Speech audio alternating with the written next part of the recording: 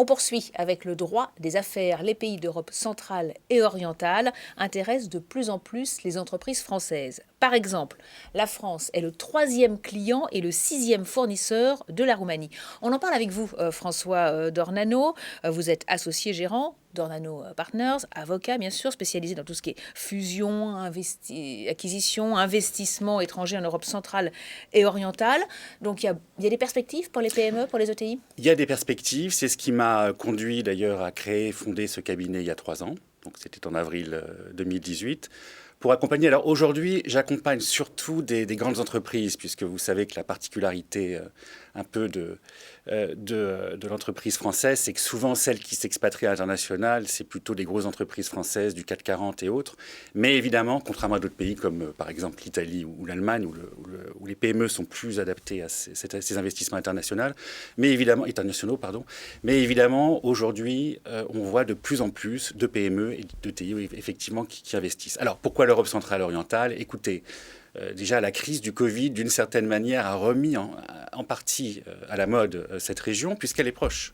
Elle est proche de la France, 2 heures d'avion pour la plupart des juridictions. Elle est accoutumée à un droit qui est très proche du droit français, du droit continental, qui en plus, pour ceux en tout cas qui sont déjà membres de l'Union européenne, puisqu'il y a la catégorie dans et hors Union européenne. Oui, c'est ce qu'on va voir d'ailleurs. On va voir ça. Eh bien, vous avez un droit qui est aujourd'hui clair, structuré et stable. Alors, justement, comment vous facilitez l'accès à ces marchés? Alors, pour ces pays qui sont déjà dans l'Union européenne, vous dites que le droit est très proche, mais pour les autres, les législations sont différentes, ça peut être facteur d'obstacles, de difficultés? Oui. Bon, on n'est pas en terra incognita comme avec, par exemple, le droit chinois, si vous voulez. On a quand même les mêmes structures juridiques, les mêmes structures de base.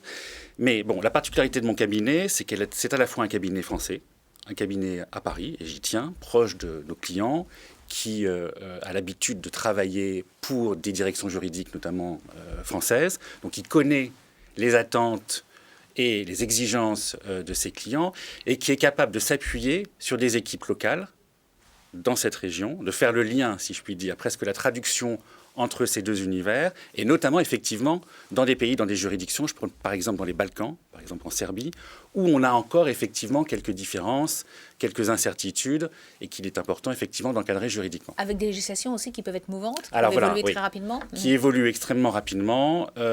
Alors, on n'est pas dans l'évolution qu'on a connue après la chute du mur dans les 10 années 90, 2000, si vous voulez.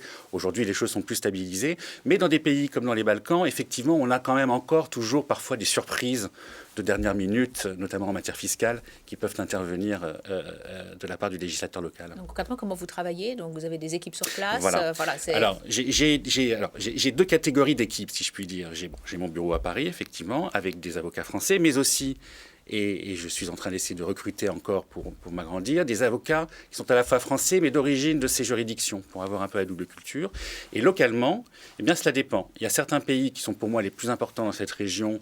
Je pense notamment à la Roumanie, la Serbie, qui est l'ouverture sur les Balkans, et la Hongrie, qui est un peu un centre régional pour moi, où j'ai des bureaux intégrés. C'est-à-dire que ce sont des bureaux qui sont intégrés à ma structure globale, si je puis dire. Et dans d'autres juridictions, parce qu'il y a beaucoup de juridictions dans cette région, c'est une région qui est très morcelée, j'interviens avec des cabinets correspondants que je choisis, que je connais depuis maintenant 20 ans, puisque ça fait 20 ans que je travaille dans cette région.